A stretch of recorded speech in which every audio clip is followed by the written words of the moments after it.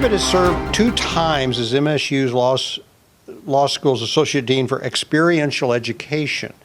He's been the director of the Towski Center for Human Rights and the Zeckelman Professor for International Human Rights Law. And it's through that experiential center that we have an individual here with us tonight. He doesn't just teach it, he lives it, he works it. I'd like you to please welcome Professor David Thronson. September 11th, 2001, I was teaching at New York University School of Law, and I stood on the street with colleagues and watched the 2 buildings go down. And in a few ways, I'll highlight as we talk today, ways in which a tone changed in our country and in and around immigration. In some ways, immigration had a little bit to do with what happened then. Our reaction to it didn't necessarily align with how that happened, but it changed a tone in terms of where we were headed, and created new institutions, new agencies that have different approaches to how we enforce immigration law, how we think about it. People may or may not remember, George W. Bush was very close to brokering a deal for some comprehensive immigration reform. And the fact that immediately came off the table and didn't happen and has not happened since. We have not had major immigration reform since 1996. And that stagnation and the calcifying of some positions and the gridlock impacts much of what we're going to talk about today. Because immigration law is maybe the least understood of the things that we have these profound national debates about. We hear people going at it on TV all the time and arguing, and it is just simply the least informed debate in terms of factually what our law actually is, how does it work, how does it align with our national needs and what happens, and we tend to not have a lot of reasoned debates. What are the institutions and agencies that administer immigration law these days? So we sort of inform and ground a little bit. What's the difference? Immigrants, non-immigrants, citizens, where are we at? What are pathways and barriers, right? That perennial question, well, why don't folks get in line? Well, it turns out there really isn't a line, and I'd like to help you think about what some of the barriers and things are. We're going to do that. And then through this, I want to highlight how immigration law impacts families. In serious ways, immigration law acts as family law. What's family law about? Who gets to live with who? Who gets to be in a family? Who gets to be together? Well, immigration law does that in ways that bring some families together, break some family up. Family law, on the other hand, those relationships are a backbone of immigration law. And so what happens in families has a huge impact on who's able to get through our immigration system. So they're just intertwined and linked in serious ways. That I want to think about that. So just a little picture of our population here. 7.3% of our population in Michigan is foreign-born, people who came from other places. Now, over half of those folks have gone through the entire system and become U.S. citizens, and we'll kind of walk through what that system looks like. To get there, about 100,000 don't have any status. They're here unauthorized. I don't use undocumented because almost everyone's got documents. They just don't have a document that says they're authorized to be here. But undocumented always seems a bit inaccurate because they might have piles of documents as we think about it. Where are they from in Michigan? Asia is our biggest source, biggest being South Asia, India, followed by China as we think about that. Central South America, Mexico, south of the border, Caribbean in that area, about half as many, about same born in Europe and coming from different places, and fewer coming from Africa. Separate from this, almost 300,000 children in the state of Michigan alone have an immigrant parent. Now that parent might be a U.S. citizen who came from somewhere else, might be undocumented, unauthorized to be here. The result is we have lots of mixed status families. Across the nation, 5.8 million families have at least one person who's not legally permitted to be here, but they're part of a family. They're engaged in this. We have 4.7 million households that are home to unauthorized residents and U.S. citizens. And we'll talk a little bit about, well, why aren't they able under our system to get status and to move through and think about this as we go. 18 million children have at least one immigrant parent, right? Now, that's a mix. I'm married to an immigrant. She's a U.S. citizen. She teaches at MSU College of Law. So my daughter's one of those 18 million. Her mom, is an immigrant who came here. But those children were by and large born in the United States to an immigrant parent, right? Totally separate topic, if you want an interesting topic, is the natalist movement, and do we need more kids being born, and what's the aging of our population? Well, to the extent our population is not completely shutting down and fading, immigrants tend to have more kids than others. So what are these agencies that we have who are in the system thinking about families, having such a profound impact on families? Well, start with the Department of Homeland Security. September 11th, we did not have a Homeland Security. We used to have, you all might remember, the INS, the Immigration and Naturalization Service, was around forever, was part of the Department of Justice over there. So we have the Department of State, we have consulates who, think about immigrants and people applying for visas overseas, but here in the States, we have DHS. And we've got 3 branches within that. Used to all be part of INS. We've got USCIS. And USCIS is like the DMV. You want to apply for something, you want to petition for a relative to come here, you want to get work authorization, you want to seek asylum in this country, you're applying to USCIS. They're adjudicating things. We have ICE. They're in the news the most. Immigration, Customs and Enforcement, Interior Enforcement. So when you see a raid, when you see detention flights, when you see detention centers, we're talking about ICE. And we have CBP, Customs and Border Protection. The BP isn't Border Patrol because there's a separate Border Patrol under that as a subsidiary of it. These are the folks at the border. These are the folks at the airports. They tend to operate within 100 miles of U.S. borders. 70% of the U.S. population lives within 100 miles of a border. So, pretty big thing. If you're in Michigan, can you get more than 100 miles away from a border? Can't do it, right? So, all of us are here. We're right now in Border Patrol territory. So we've got those, but immigration is complicated. And we've got all kinds of other things going on because other interests get intertwined with this. So we've got the Department of Labor, because we do employment-based immigration. They have a role. The Department of Health and Human Services. When children are picked up at the border, they are transferred from Border Patrol custody to the Office of Refugee Resettlement, which is a part of Health and Human Services. Your immigration has a profound impact on whether or not you're eligible for benefits of various kinds. You generally aren't to get those. Arguments about access to benefits for immigrants are largely misplaced because by and large they don't get any, period. Even people who are here lawfully for many years you don't get Medicaid for 10 years after you're here with a green card as a lawful permanent resident. So, but they're part of that. And then we have the Department of Justice, which they, among other things, have the Executive Office of Immigration Review, which is our immigration courts, and our Board of Immigration Appeals, and they do some other work from this. When you hear about immigration court, immigration judges are judges. We call them judge. They sit in a courtroom with a robe.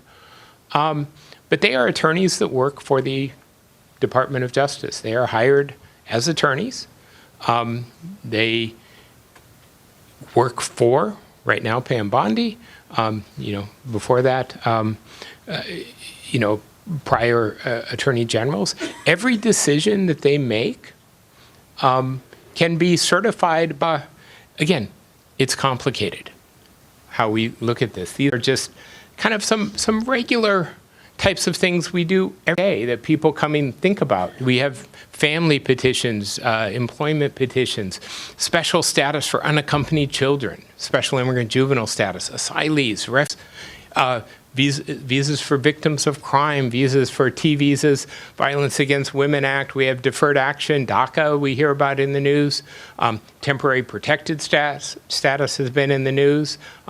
We've had parole for folks from Cuba, Haiti, Nicaragua, and Venezuela, CHNV. We have a special Uniting for Ukraine program where we've allowed people to come. We have Operation Allies Welcome for people who worked with the U.S. government. And it's just a hard system to navigate here. I just want to show you this. This is a simplified slide of what an unaccompanied minor faces. We represent a lot of unaccompanied minors at our clinic at MSU. And for a typical kid, we will file some petitions in family court because we need some family court findings to get status. And once we get those, we send those findings off to be educated by an office in Lee Summit, Missouri. But this kid's probably got an asylum claim, and that goes to Chicago. And they probably, in many cases, unfortunately, have a human trafficking claim. And until about a month ago, we used to always send those to Vermont, but now we send them to Nebraska, right? And in the meantime, they've got an immigration court hearing going on in Detroit, in the immigration court. And you think, could a kid navigate this on themselves? Because we do not provide lawyers to immigrants, including children. You are entitled to a lawyer at your own expense, or if you can find a law school clinic or, pro bono program or non-for to represent you, you can. But well under half of adults are unrepresented trying to get through this complicated system. Slightly over half of kids are represented in immigration court. I've sat in immigration court and watched a 4-year-old without a lawyer appear, right? Two kinds of people in the world, according to U.S. immigration law. U.S. citizens and people who aren't citizens. Anyone know what we call people who aren't citizens?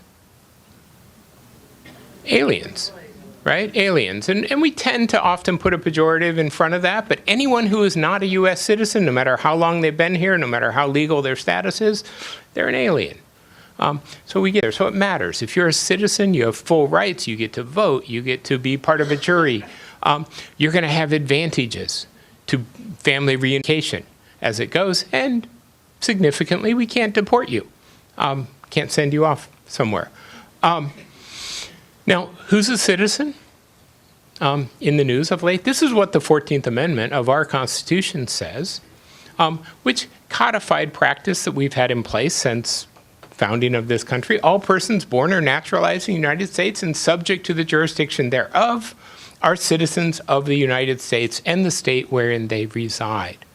All 50 states, covers Puerto Rico, District of Columbia. I say usually Northern Mariana and Guam, we've had shifting dates as to when that's happened. The American Samoas are a holdout where you're a national and not a citizen for a variety of reasons that largely involve in circular Samoan politics and their resistance to full integration. There is a lot of noise about this. Day one of our current president, Executive Order 14160, says no. Despite that language, you're not as a U.S. citizen if you're born in the territory of the United States, unless you have a combinations, and it's a fairly long order with all kinds of complicated twists and turns as to if one parent's a lawful permanent resident or you're here in another status. But if you're here in temporary lawful status, no, right? Every court that has heard this so far has done some variation of saying, well, this is the most ridiculous thing we've ever heard. shot it down unequivocally. It's winding its way through the courts. It was procedurally had a hiccup with a case got to the Supreme Court, and they did a pullback in terms of who the rulings can reach. Can the rulings reach people who aren't the plaintiffs in the case, or people who we had states as plaintiffs? Can states bring cases on behalf of all their citizens, or does every individual, every kid who's born in the next, until this gets settled, have to bring their own individual suit? So we're fighting over that.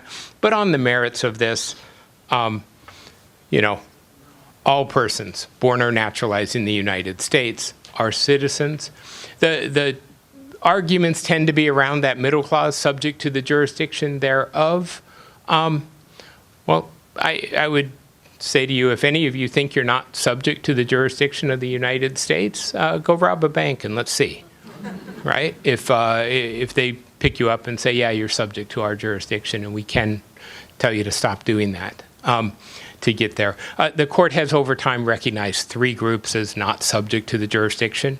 Children of diplomats. By statute, children of diplomats can become lawful permanent residents and then later choose to become citizens. But diplomats have immunity. They're not entirely subject. Native Americans. The case law came up in the 1880s. Tribes are sovereign. And at that time, many of the tribes had much more territory and sway and independence than many of them do today. By statute now, every Native American born in the United States is a citizen at birth, but that's by statute, not by the 14th Amendment. And then the other is an invading force. So if the movie Red Dawn ever comes true and Russia invades and, they're cranking out babies here, then maybe not.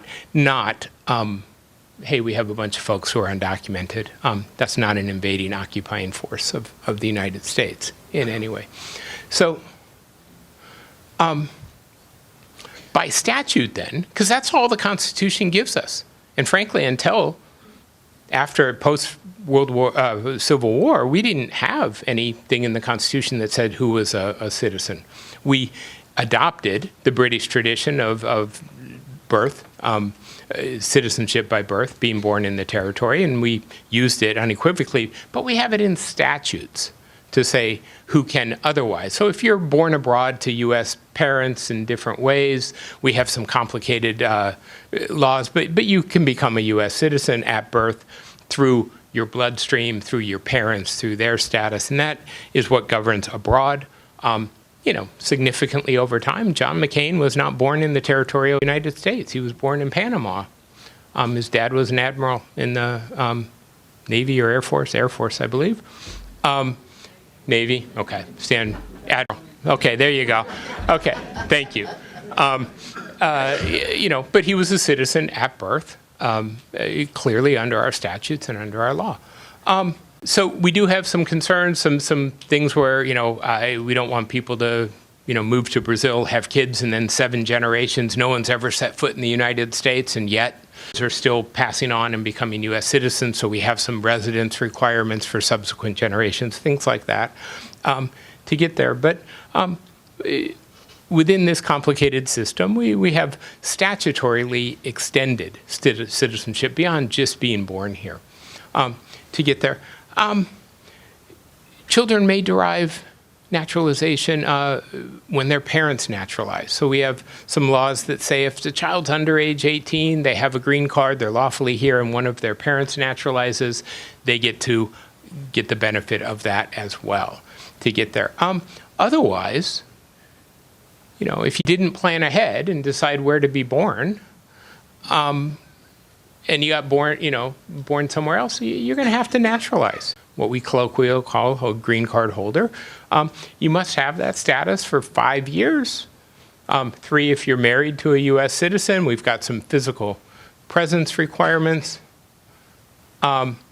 You've got to show you're of good moral character, that you speak English, that you pass a civics test, take a loyalty oath. You got to be 18 years old to do this, largely because of the oath, that sense of having the maturity to take that oath seriously as you go, and you naturalize, and you become a U.S. citizen. That's a process that, people like me who were born here didn't have to go through. I got the benefit of citizenship without that. Okay. So let's go the other way. If you're not a citizen, you're an alien. Whether you're lawfully present, whether you're not, whether you have U.S. citizen children or not, you'll hear on TV various times, oh, well, that person's married to a U.S. citizen, so they're a citizen. No, it doesn't work that way, right? It's a process you individually are going to have to go through and get there. By the way, in media, there's only one movie that ever really gets immigration law exactly right. And it's a really stupid Cary Grant, screwball comedy called I Married a Male War... I Was a Male War Bride. It has a really nuanced, complete discussion of the immigration complications of this male war bride, Cary Grant. Every other time you see a mention in media or a movie of immigration law, it's just wrong. So it also includes folks who are unauthorized, right? You become unauthorized in one of two ways, right? You entered without inspection, 58%. You overstayed a visa. You came from Canada. Didn't go home on time, you're unauthorized at some point. Recent arrivals, more than the recent undocumented population is much over half now overstays. So that's where we have growth in the undocumented population, not new arrivals across the border. It's tougher and tougher to cross our borders.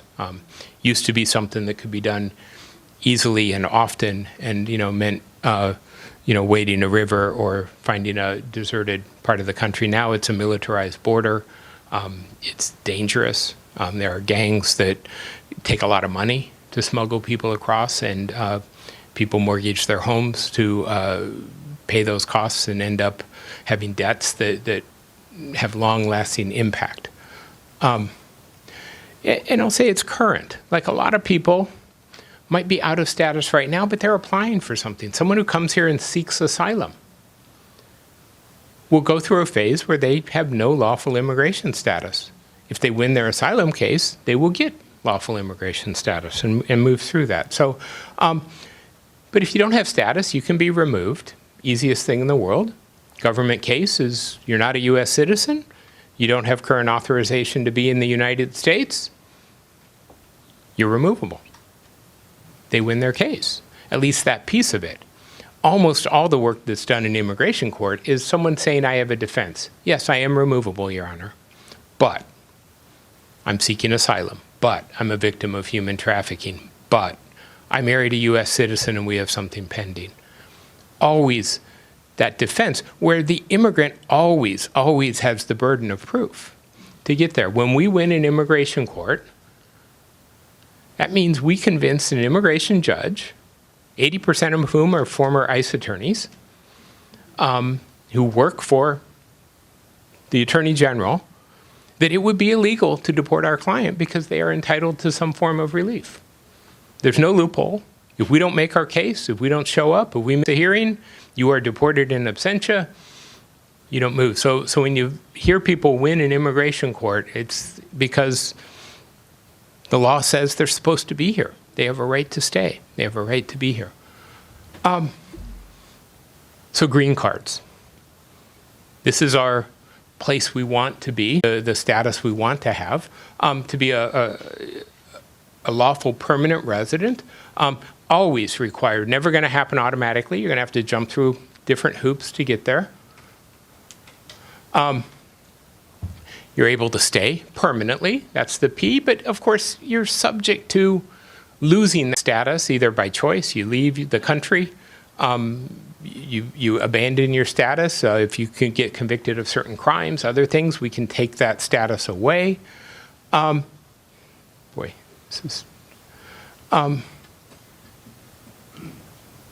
Just want to show you. They're green again. Green cards are actually green. That's what they look like these days. These are the most secure card you have ever seen, with all the biometrics on there and micro printing and various things that go. If you look at these are old cards. The beige one is when I started practice to get there. One of these, I think it's the green one there on the left, has a row of micro pictures of all the presidents of the United States that you can't see unless you get out a really strong magnifying glass and you see what it is. It looks like a bunch of dots.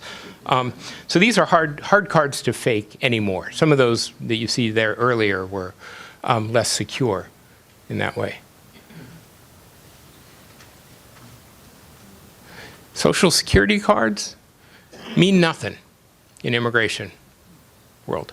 A lot of people can get an immigration card. You might have temporary authorization to work while you're here on a student visa. Well, if you're working, we got to give you a Social Security card because you are going to pay taxes, right? To get there. So you see that valid for work only with DHS. Well, once you get a Social Security card, that's your number for life, forever. But it doesn't mean you're authorized to work forever, so you're often going to have to double that up with someone that says nothing about your immigration status today. It says at some point in time I was authorized to work. So 3 ways we're going to get a green card: employment-based, family-sponsored, or the diversity lottery. And diversity is not the diversity we're talking about in the news today. It's a term Congress used a long time ago to get there. So employment-based, people who have high skills, extraordinary ability, right? Who stand out, not just, the sample they give in the regulations is, well, if you won a Nobel Peace Prize. Have a category for investors who are going to spend $1 million and invest it in ways that create a minimum number of jobs in different places. The number of visas available for each of these goes down with each category. So they're capped, and we have backlogs, right? Because they don't all come through every year. So if you're a skilled worker, welder, some construction work we need, you might not get that visa for a very, very long time. The 300 plus Koreans who are being deported from Georgia are here, by and large, entered lawfully and are working to build this plant that the governments have agreed they're going to build. Skilled workers claim that they don't have local people who understand the technology and they're transferring what they built.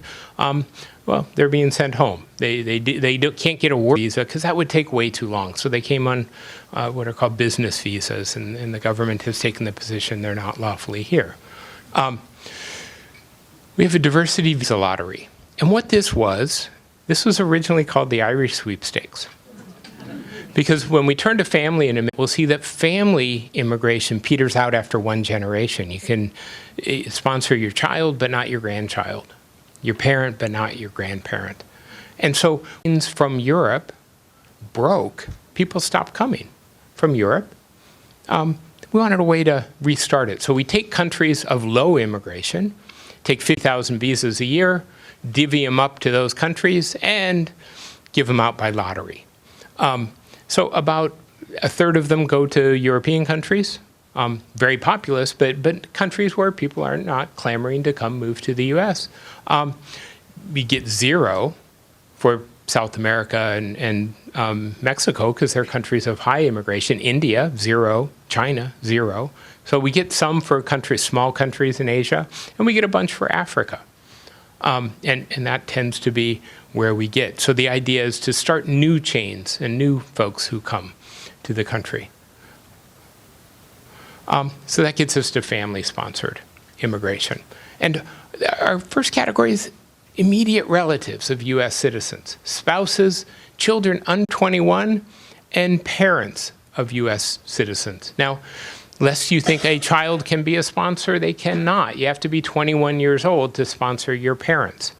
So you hear about anchor babies? Well, that's a retirement plan. Because if I come over and have a baby and say this baby's going to sponsor me for an immigration benefit, not until they're 21, and then we'll see process-wise, we're probably going to have to tack 10 years onto that. So that's a 31-year plan. Not going to happen that way. But for these categories, no numerical limit. But then however many we get over a certain point, we subtract them off the categories that are going to come. So those categories end up with really significant backlogs. And these are our other categories that take the dregs, what's left over. So unmarried sons and daughters. The son and daughter's over 21. You got a child when they're under 21. They're a son and daughter when they're over. We see the third preference is married, if that child gets married. Spouses and children of lawful permanent residents, we can get a visa for that. We can get the unmarried sons and daughters of them, but not the married ones. And we can get siblings of adult U.S. citizens. But now, because we've got a limited number of visas to spread out, we also have something called the Violence Against Women Act, because the way our immigration law is set up is the person with status always gets to be the petitioner. And if I'm a U.S. citizen, I can choose to file for my spouse, or I can choose not to. And that puts an awful lot of power in the hands when you have one of these mixed status couples. And so the Violence Against Women Act provides an out when there is battery or extreme mental cruelty going on, and you can prove it. Again, burden's going to be on the applicant to prove that this happened, and we're going to be able to self-petition and not rely on that abuser to be the petitioner there. How long are some of these backlogs? We put out a visa bulletin every month. Department of State does, the September 25 visa bulletin.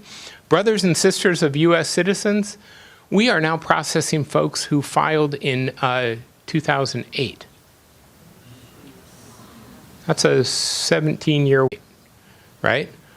2001 for Mexico, because we have a per country cap. No more than 7.1% of visas from any one country can go to any one category.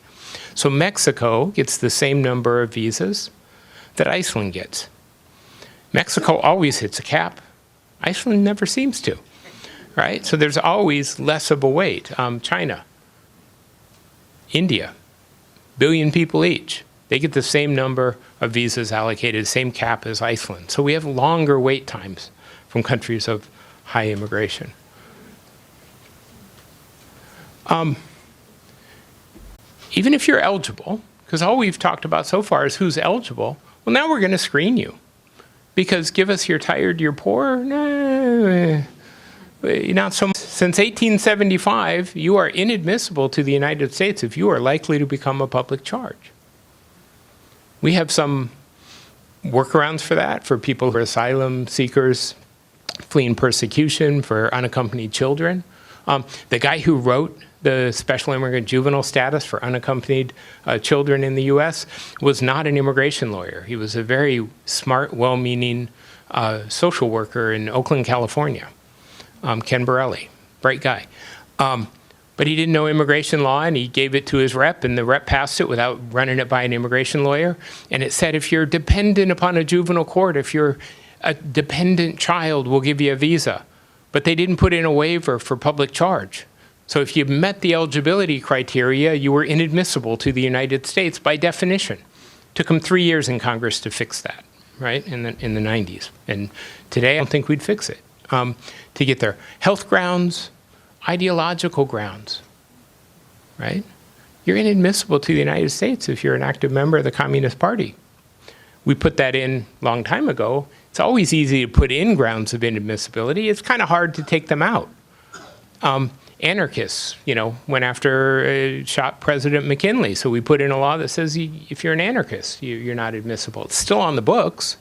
Because who wants to waste their political role saying, it's about time we ease up on those anarchists, right? Doesn't happen. National security grounds. We have 20 pages describing different terrorist connections and opportunity, now all of which has been augmented and put in since 2001, getting there. And, that's not going anywhere as we go. Criminal grounds, right? Not just serious criminal activity, but very petty criminal activity can make you inadmissible. A so-called crime involving moral turpitude. Well, that sounds awful, but anything that's theft is a crime involving moral turpitude. Shoplifting is a crime involving moral turpitude and can make you inadmissible. When I used to practice in New York City and represented street kids, if they got arrested for jumping style to catch the subway because they didn't have a token back before we had cards, that was theft of services, a crime involving moral turpitude. They were inadmissible to the United States.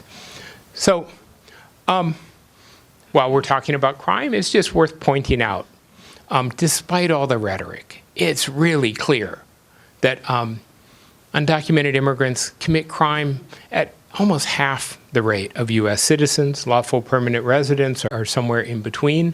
This is true of violent crimes. This is a study came out in 2024 from the Department of Justice using the most comprehensive data looking at this. And every other violent and property crime follows that pattern, right? We hear about deporting criminals right now, since 2025, since January. 466,000 cases have been filed to remove people from them. 1.55% are based on criminal activity. I talked to some ICE officers who used to be on the unit that investigated human trafficking. And they said, you know, we don't get to do our investigations anymore. Right now we're out arresting gardeners. So, want to throw in one more thing here. If you're unlawfully present in the United States for more than 180 days and you leave, we're going to say you're inadmissible for 10 years.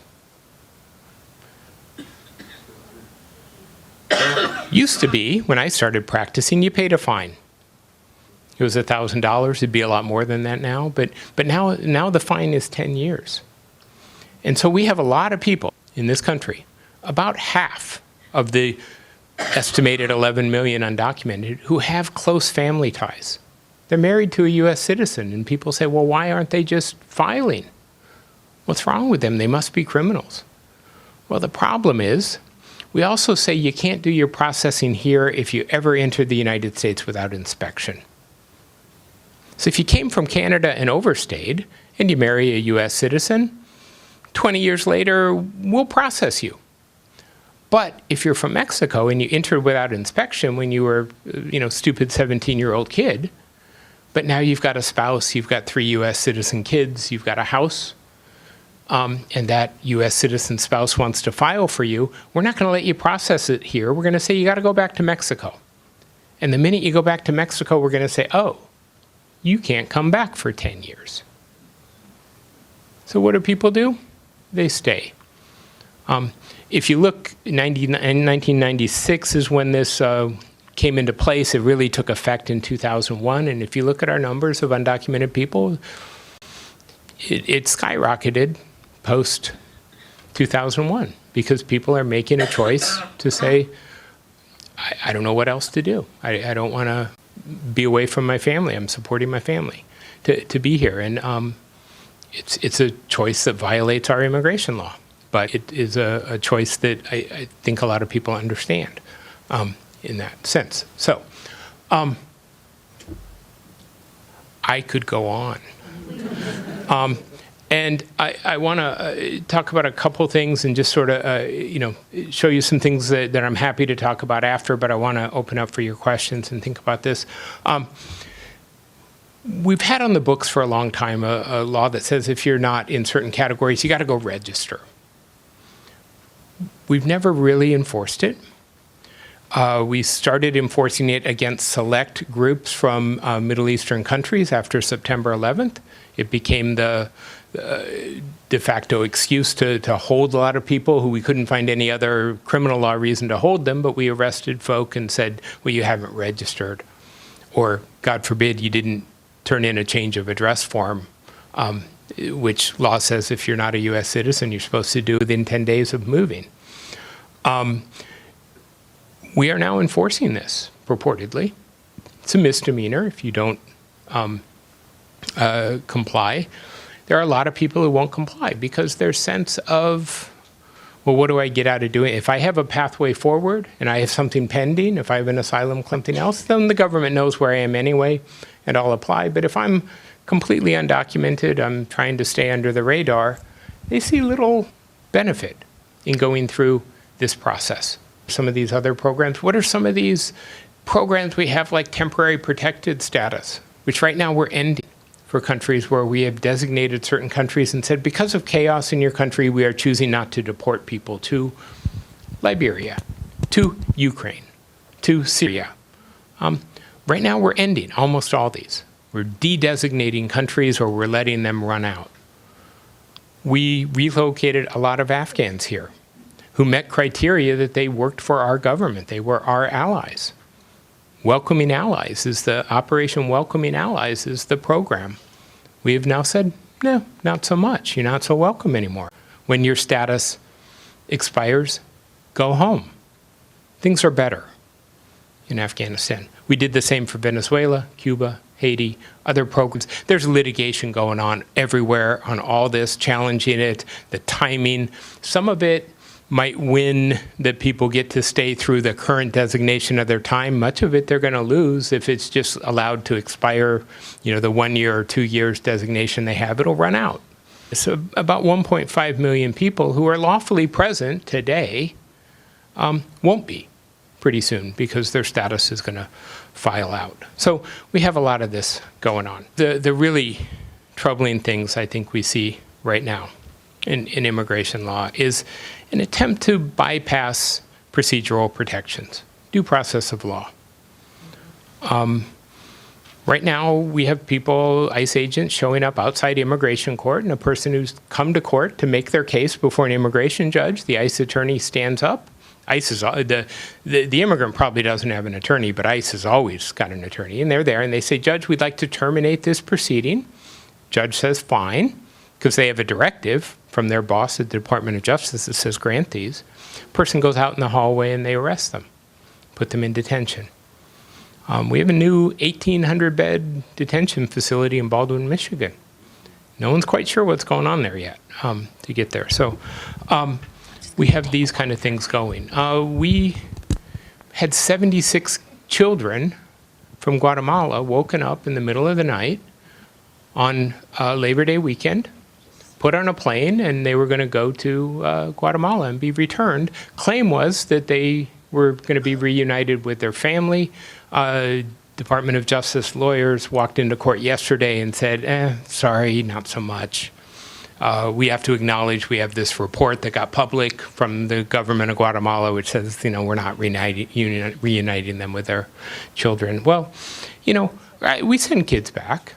We do. We deport kids. After process, we just helped in our clinic a young girl who wanted to go back, right? And we went through a formal process. The family court judge signed off on it.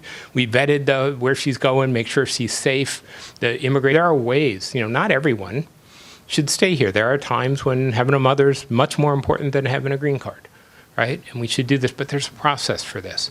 The process is waking kids up in the middle of the night and putting them on a plane without a hearing.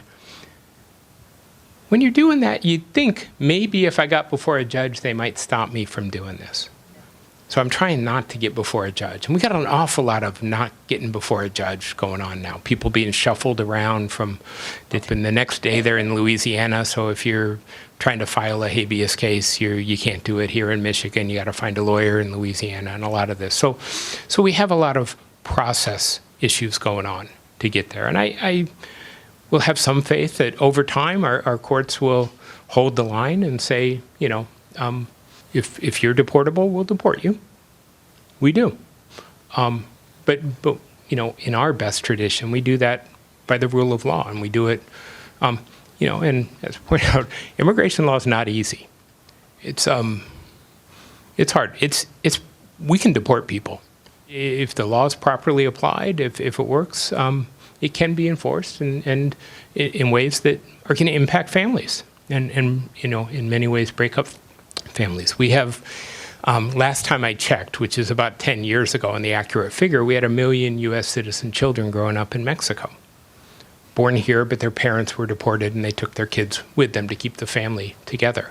Those kids are going to come back at some point. I'm guessing that number's double now. Those are U.S. citizen kids. They have a right to be here, and they're going to be part of our society, having not grown up here and had the advantages of our education system, our health system, just being acculturated to the nature of this country, and that's a little scary. Are Native American tribal lands sovereign with regard to immigration enforcement? So ICE, CBP, et cetera. It's a good question. No, right? In the sense that, we hear about sanctuary cities, we hear about other places, and you can declare yourself a sanctuary city. East Lansing, where, home of MSU, is a declared sanctuary city. But if you read the one-page resolution, it says 5 times, in conformity with federal law, we are not going to give our resources, our city fisc and taxes and resources, to help enforcing immigration law. But they can't stop the federal enforcement of immigration law, and they take no steps to do so. They simply say, we cannot. Same is going to be true, right? I had a student a couple years ago who wrote a really fascinating paper about, can a tribe grant asylum? Could it grant tribal citizenship? And the answer, by and large, is no. Not in a way that's going to override our federal immigration. They can make someone a citizen. And Native American cases are fascinating. There are a lot of border tribes that cross over. First Nations from Canada have certain rights to enter the United States and come, whether they were born in Canada or have any tie. They can get a green card here and do different things like that. We represented a guy who thought he was a U.S. citizen. He'd been adopted across the border as a young kid, Native American from First Nations, person from Canada, and grew up here, found out he's undocumented after he served in the Navy. Right? They thought he was documented, everything. He went to get a passport, and they wouldn't let him go to get there. And so he now has papers. But it took an awful lot of work to make that happen. So Native American cases are really fascinating and interesting. How likely is Executive Order 14160 to gain traction? How can this order override the 14th Amendment? It can't, honestly, right?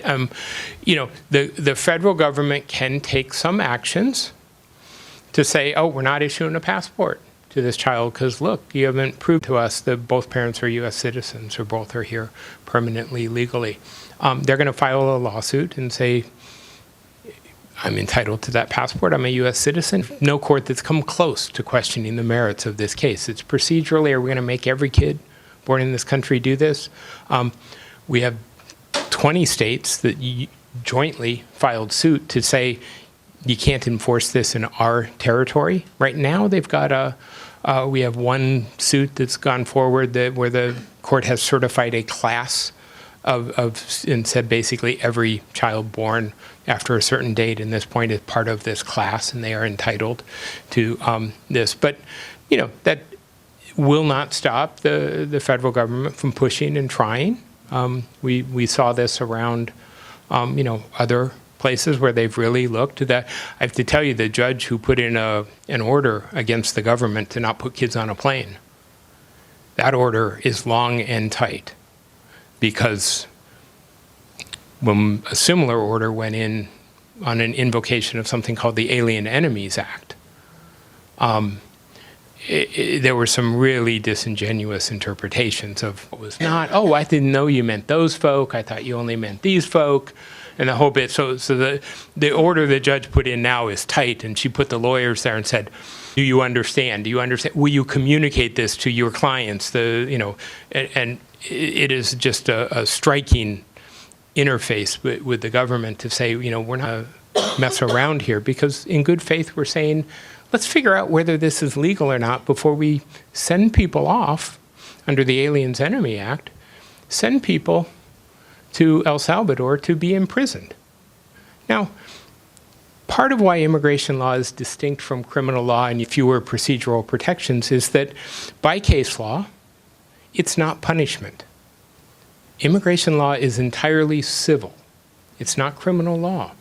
We don't punish you. Oh, we let you go home. Right? It might be a home where you say you're going to face torture and persecution, but it's not punishment. We're getting past that line when we say, hey, we picked you up off the street here in the United States, and without a trial, without a hearing, we're going to send you somewhere where you're going to be indefinitely imprisoned in a foreign country? That sounds like punishment to me.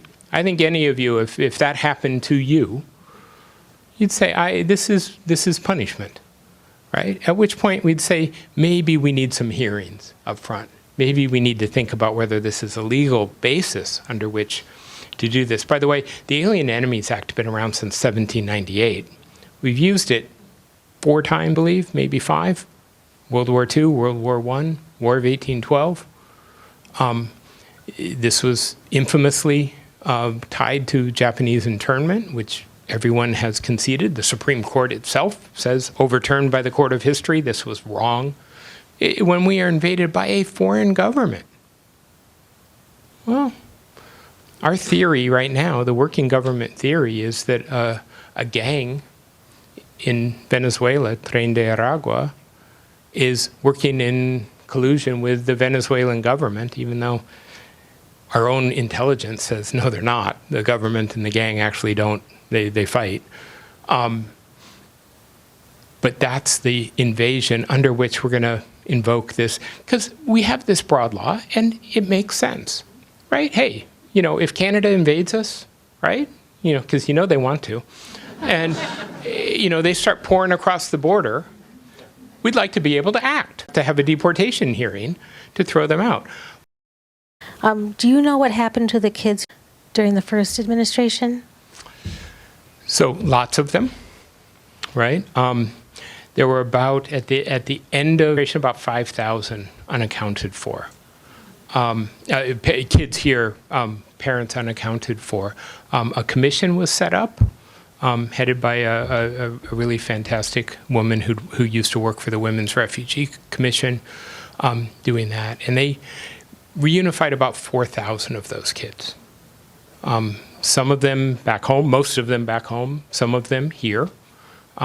Parents who'd been wrongfully removed, they'd come together, but that separate policy was in place. And we've still got about 1,000 kids where they have not located the parents. Just so we know, so part of the scheme that did this was that when family groups came across the border, it is a misdemeanor to cross the border at somewhere other than a checkpoint. It is if you as a U.S. citizen do it. It's a misdemeanor. You're supposed to go do the checkpoint. You don't get to go, so it's a misdemeanor if you cross over there. Otherwise, being unlawfully present in the United States is not a crime. It's a civil violation. It's not criminal. As these groups came across, they looked and said, adults over here, because we're going to charge you with that misdemeanor, which means we're going to take you and throw you in criminal detention, which means we can't send criminal detention. We're going to send them over to immigration detention with the Border Patrol. And they separated them. They didn't keep records, didn't keep track of them. We hear stories. We saw kids. We got a bunch of them here in Michigan. Bethany Christian Services resettles a lot. Samaritas, which used to be Lutheran Immigrant Refuges, resettles a lot. We'd get them here. People would write their parents' name on their arm with a El Marco, just to try and, because there was no paper trail, and these kids were just showing up to get here. And they'd come, and then the parents, meanwhile, would go before a judge. They'd plead guilty to the misdemeanor, and they'd be turned back over to immigration detention. But in the meantime, the separation had been effected, and then they didn't get back together. Parents were most often deported at that point, and then the children were treated as unaccompanied, even though they weren't unaccompanied in the sense of being a kid who was really on their own in the world. A lot to get them back together. So yeah, there's still kids who are here who, we have not found their parents. All right, one last question. So our visa system is broken. Yes. Who benefits by not fixing it? So I think politicians on both sides of the issue, and there are many nuances. It's simplistic to say two sides, two polar ends, and lots of places and groups in between, have decided, in part because of the way we've gerrymandered our districts, and we have districts that are very strongly partisan one way or another, that this is not an issue they can compromise on, because their home district, if I'm in a very red district, I can't pass a rule that's going to open up immigration. If I'm in a blue district, I can't agree to a compromise that would trade off some enforcement to get some other things going. And, both sides would rather have the issue than an answer right now. This is not, it's a partisan issue, but it's been broken for a long time. The last major reform of immigration law was in 1993. Very restrictive immigration bills were passed by a Republican Congress, and they were signed by Bill Clinton. Right? This is not, Obama has deported more people than any other president in the history of this country. So this is not a entirely red-blue. Groups have different interests, and reform tends to have strange bedfellows. Businesses want more employers to be able to come, right? A lot of people who have influence want more family members to be able to come. We have other folk who are, less willing to open our borders.